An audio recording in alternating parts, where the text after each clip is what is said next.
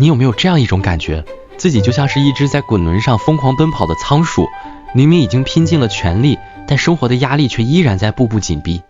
按理说，科技在进步，生产力在提高，我们的生活理应变得越来越轻松，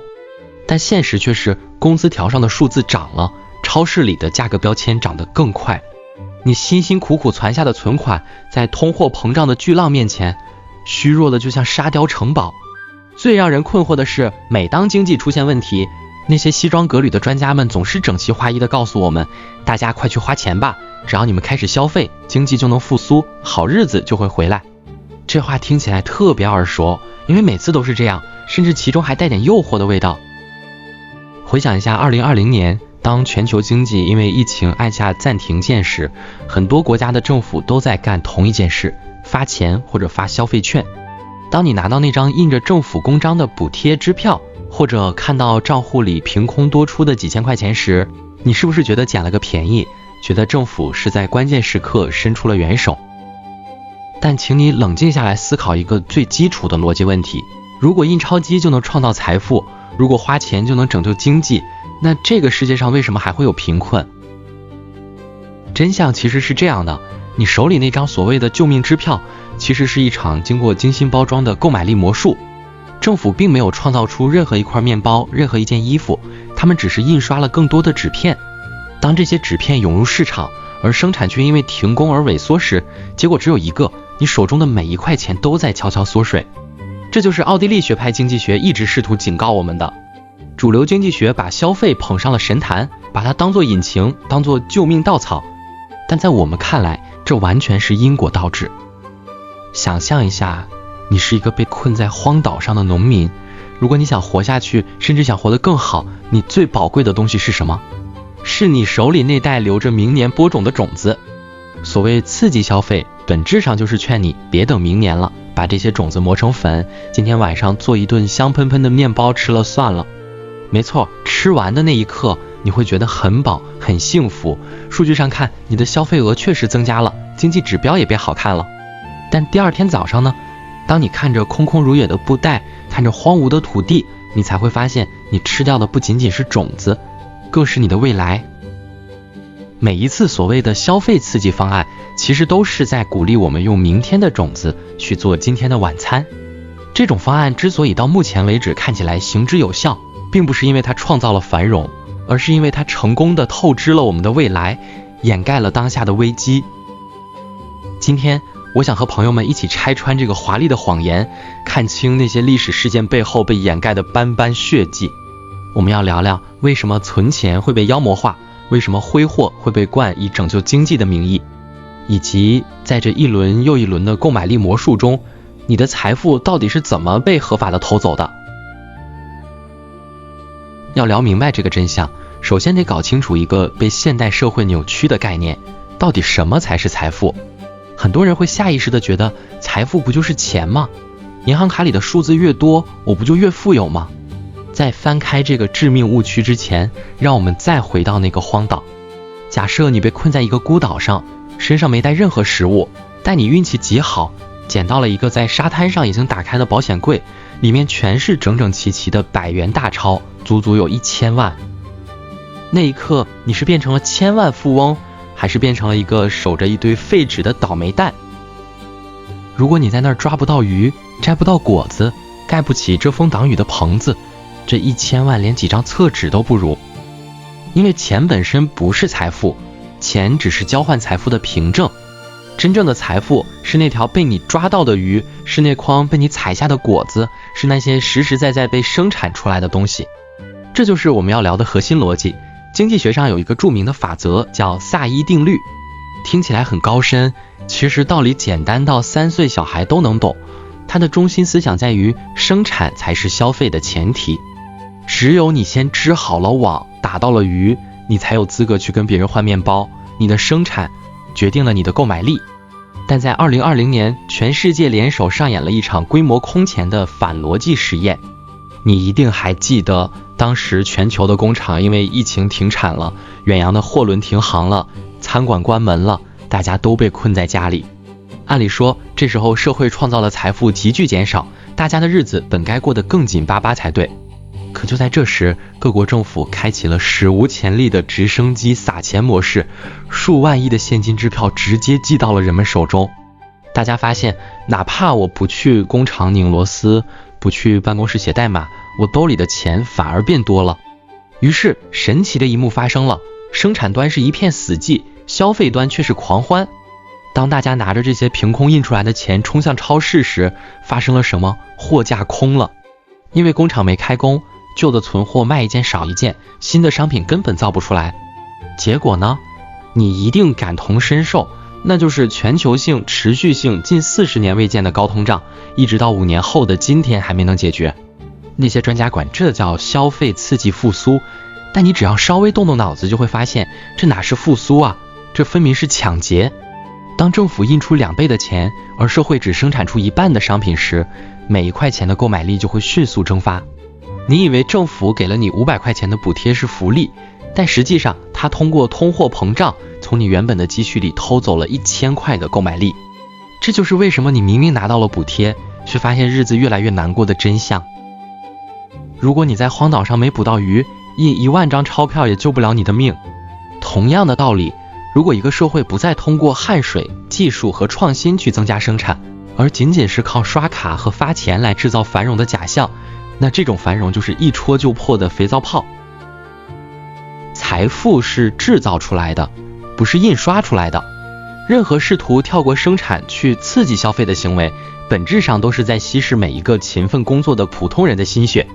所以下次当你看到新闻里说鼓励大家多消费来拯救经济时，请你一定要留个心眼，问问自己，鱼在哪里？网在哪里？如果没有人在织网，这些印出来的钱最后到底会变成谁的账单？这时候你可能会问，既然发钱和刷卡救不了经济，那什么才能救经济呢？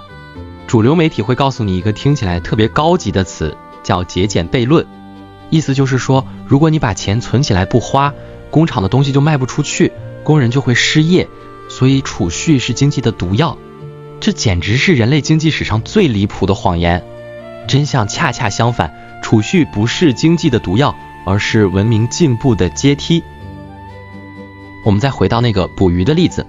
如果你想从徒手抓鱼升级到用网捕鱼，你必须得做一件事，你得先存下几天的干粮。只有当你手里有了存货，你才能腾出几天时间不打鱼，安安心心的去编织那张渔网。在现代社会，这叠干粮就是储蓄，那张渔网就是资本品，比如更先进的机器、更高效的算法、更现代的工厂。没有储蓄就没有投资，没有投资就没有生产力的飞跃。一个鼓励挥霍、惩罚储蓄的社会，本质上是在拒绝进步。为了证明这个消费主义的骗局有多荒唐，让我们翻开那个被无数教科书神化过的案例，也是很多看我不顺眼的观众总会拿出来的事件，1930年代的美国罗斯福新政。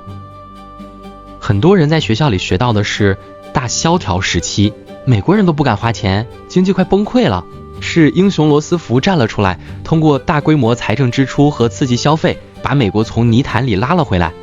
但如果你翻开真实的史料，你会看到一个荒诞到近乎疯狂的真相。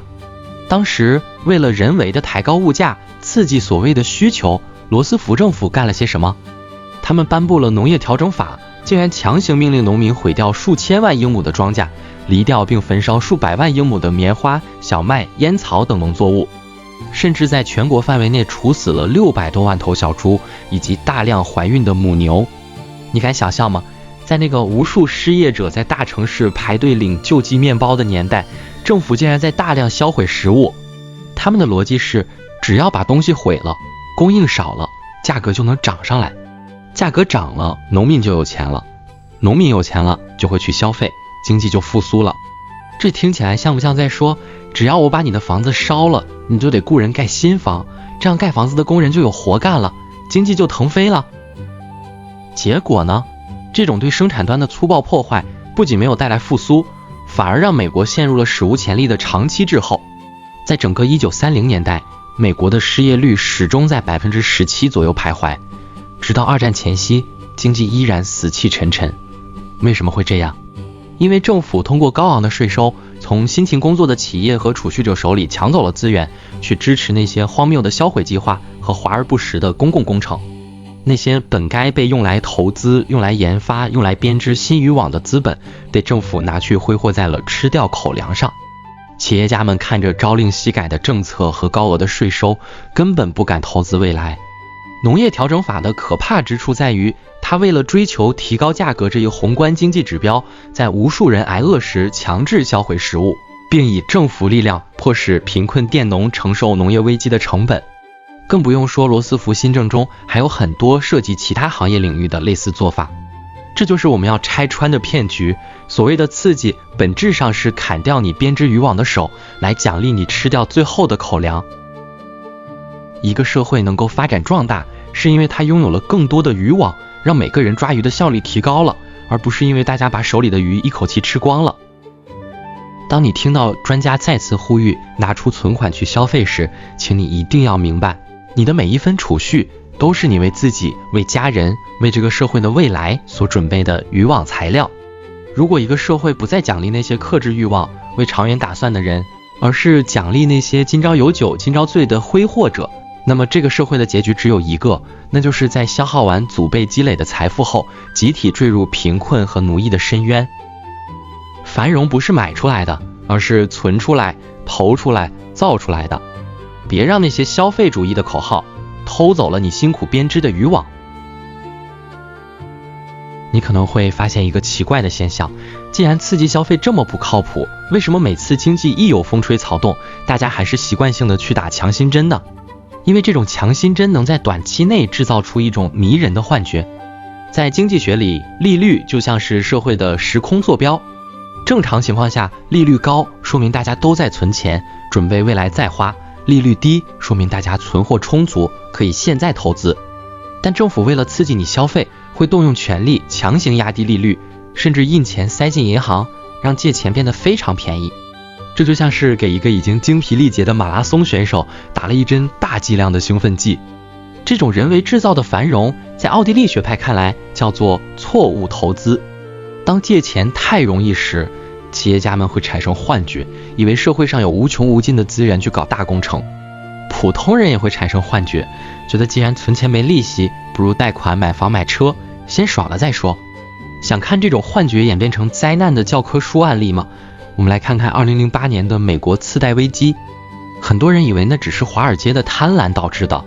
但真相是在危机爆发前的几年里，美国政府为了刺激消费，拼命宣扬一个愿景，让每一个美国人都拥有住房。他们通过政策诱导银行给那些根本没有还款能力的人发放贷款，这就把借钱买房变成了一种被政府鼓励的爱国消费了。地产泡沫也就越吹越大，再也停不下来。大家看着房价上涨，觉得自己变富有了，于是刷更多的信用卡，买更多的奢侈品。但这层繁荣背后没有任何真实的生产力提升，只有堆积如山的债务。结果大家都看到了，药效一过，泡沫破碎，全球金融海啸爆发，无数人不仅失去了房子，还背上了伴随半生甚至一生的债务。如果你觉得这次教训还不够深刻，那我们回过头去再看看日本。日本经历过上世纪80年代那场疯狂的泡沫后，政府开启了人类历史上最执着的刺激实验。为了拉动需求，日本政府疯狂举债，在偏远的农村修建了无数通向荒野的桥梁和没人使用的体育馆。他们甚至把利率降到了负数，求着大家去花钱。30年过去了，结果如何呢？日本成了全球债务负担最重的国家，经济增长几乎停滞，社会陷入了极度的低欲望状态。最令人心痛的是，这一代日本年轻人看着满大街那些毫无意义的基建工程，看着父辈透支未来留下的债务，彻底丧失了斗志。他们不再奋斗，不再结婚，不再买房，因为他们看透了这种靠借钱维持的繁荣根本不属于他们。这就是我们要警惕的真相，刺激出来的繁荣本质上是整容出来的美貌。通过压低利率、举债消费，确实能在短期内让经济指标看起来红润饱满，但这种美貌是违背生理规律的。一旦药效过去，你会发现底下的肌肉已经萎缩，骨骼已经坏死，整张脸会塌得比整容前还要惨不忍睹。当我们为了眼前的账面数据去诱导人们负债消费，去逼迫企业盲目扩张时，我们实际上是在破坏整个社会的信号系统。一个健康的繁荣应该是生产力提高后的自然果实，而不是靠透支未来、透支年轻人、透支信用换来的幻象。那些劝你借钱消费拯救经济的人，从来不会告诉你，当派对结束、账单寄来的时候，他们会消失得无影无踪，留下你一个人在废墟中买单。现在你心里可能会产生一个巨大的问号，既然刺激消费在逻辑上是错的，在历史上是失败的，那为什么全世界的政客仍然像着了魔一样，一次又一次地推行这种政策？难道他们真的不懂经济学吗？不，真相可能比这更扎心，他们非常懂，只是他们的利益和你并不一致。在经济学里有一个非常清醒的流派叫公共选择理论，它告诉我们，政客也是人，他们也有自己的 KPI， 而他们的 KPI 不是国家长期的繁荣，而是下一场选票游戏。想看清这个游戏的底牌，让我们聊一聊上世纪70年代的英国，那个曾经被称为欧洲病夫的时代。那时候的英国在工党的领导下，长期奉行凯恩斯主义，沉迷于一种很危险的循环。经济一不好，政客们为了讨好选民，就拒绝削减福利，拒绝让那些低效的企业倒闭，而是疯狂的印钱给补贴，刺激大家去花钱。他们对选民说，看，我给你们发了更多的津贴，我保住了你们的工作。但他们没说的是，这些钱全是凭空印出来的。结果呢，英国就此陷入了长达10年的黑暗，通货膨胀率一度飙升到 24%。 那是真正的民不聊生，垃圾堆在街头没人清理，因为工人发现工资涨得还没物价快，干脆罢工。到了冬天，为了省电，全国甚至要轮流停电，老百姓只能在黑暗中瑟瑟发抖。这就是历史上著名的不满之冬。既然结果这么惨，为什么政客们还是停不下来？因为刺激政策是一颗很诱人的糖衣毒药。当你印钱发钱的那一刻，数据会立刻变好看，失业率会暂时下降，大家手里的钱多了，短期内会觉得日子变好了。而这个甜蜜期刚好够政客们撑到下一场选举，拿到选票。至于长期通胀、债务崩溃、生产力萎缩，那是在下一任政府的事情。更隐秘的真相是，每一次刺激消费的过程，其实都是一次财富的大规模收割。经济学里有一个概念叫坎蒂隆效应，简单来说就是，当政府印出一大笔钱的时候，这些钱并不是像雨水一样平均降落在每个人头上，这笔钱是有先后顺序的。谁能第一手拿到这些钱？是政府，是银行，是那些与权力靠得最近的大企业。当他们拿到钱的时候，物价还没涨，他们可以用这些崭新的钱去买房、买地、买资产。等到这些钱经过层层流转，最后变成补贴，变成你手里微薄的工资涨幅时，物价早已经飞上了天。而普通民众是最后拿到钱的人，却是第一个承担高物价的人。那些最先拿到钱的人，利用时间差，悄无声息地洗劫了你手中的购买力。所以为什么他们热爱刺激消费？因为刺激意味着政府有权分配更多的资源，意味着权力的扩张。因为刺激能掩盖短期的无能，换取选票的连任。因为刺激能让金融权贵们在通胀前夜精准收割。这就解释了那个让你感到扎心的真相，为什么你越努力工作，你的财富却缩水得越快。因为在这个消费主义的宏大叙事里，你被赋予的角色从来就不是财富的拥有者，而是一个负责刷卡、负责负债、负责为这一场华丽舞会买单的最后一名宾客。所以别再被那些拯救经济的宏大口号感动了，看清这个游戏的规则，你才会明白，真正的复苏不需要谁来刺激，只需要他们把那只伸向你口袋的手缩回去。现在我们已经看清了经济的账本和政客的算盘，但我想和大家聊点更深层也更扎实的东西。这不仅仅关乎你的钱包，更关乎我们作为一个文明、作为独立的个体，正在变成什么样的人。在奥地利学派的哲学中，有一个核心的概念，叫做时间偏好。听起来挺学术，其实它就是衡量一个文明程度的尺子。简单来说，一个原始人抓到一只兔子会立刻吃掉，因为他不知道明天还能不能抓到，这叫高时间偏好。而一个文明人会忍住饥饿，把多出来的粮食存起来，去改良工具，去观察星象，去为2年后的旱灾做准备，这叫低时间偏好，也就是我们常说的延迟满足。人类文明之所以能从山洞走向星辰大海，靠的不是今朝有酒今朝醉，而是对未来的克制与承诺。但是当一个社会的政策全是在鼓励刺激消费时，它实际上是在进行一场大规模的去文明化实验。现在的政策导向是什么？它在通过通货膨胀惩罚那些努力储蓄为未来打算的家庭，它在通过低利率和消费贷诱导那些本该奋斗的年轻人，为了一个新款包包或一部手机去背负债务。这种导向正在把我们变成一种经济巨婴。在一个健康的社会里，每个人都要为自己的选择负责。你省钱，你未来就有保障；你挥霍，你就要承担后果。但现在呢，当大家都不储蓄，只借钱，经济要出问题时，政府跳出来说，别怕，我来印钱救市。当这种救市变成常态，社会的道德基石就塌了。人们不再觉得储蓄是美德，不再觉得独立是骄傲，相反，大家变得越来越短视，越来越焦虑。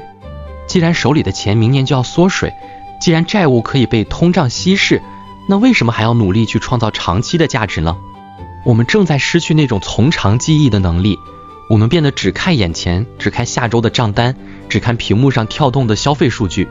我们从一个能够构建伟大建筑和长远规划的文明，退化成了一群只会在滚轮上为了下一块消费诱饵而疯狂奔跑的仓鼠。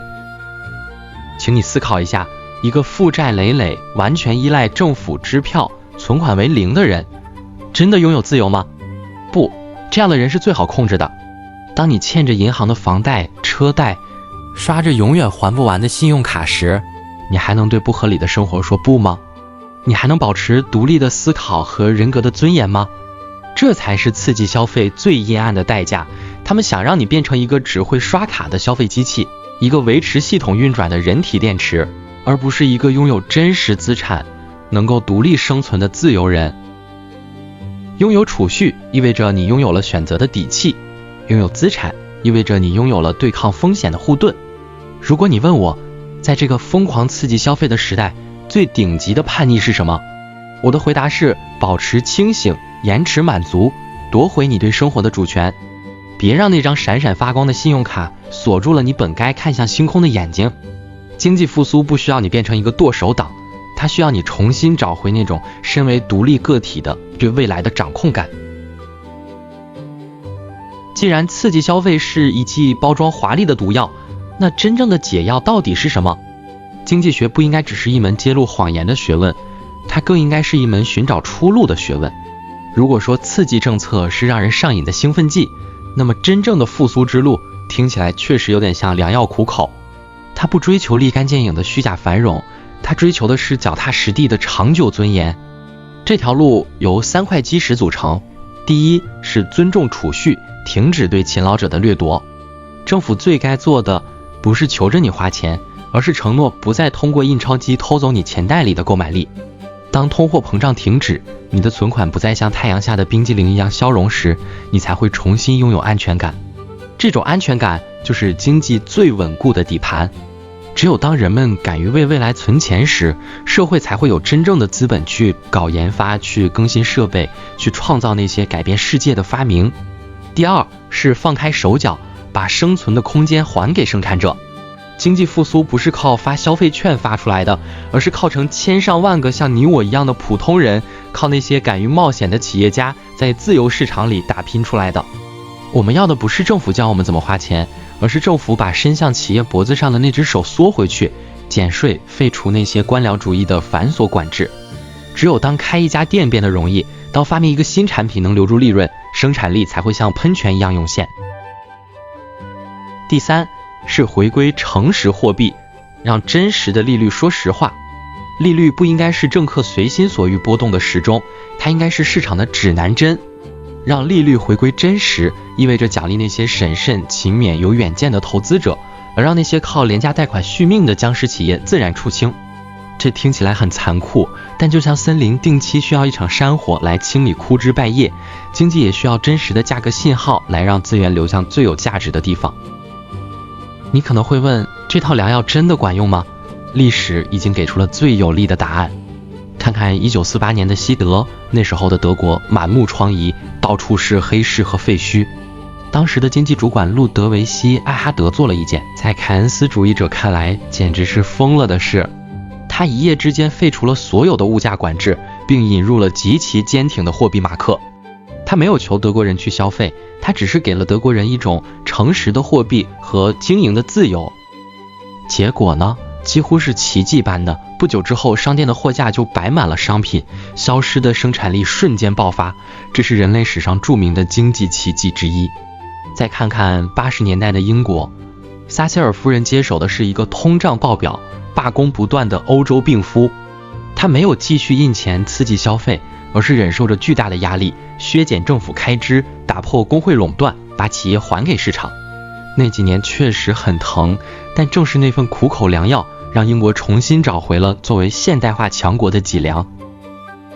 真正的复苏从来不是刷卡刷出来的，而是汗水流出来的，是智慧想出来的，是自由结出来的。我们不需要任何人来告诉我们该如何消费，我们只需要一个公平、稳定、诚实的环境，让我们能够安心的去生产、去积累，去为我们的子孙后代留下一份真正的产业。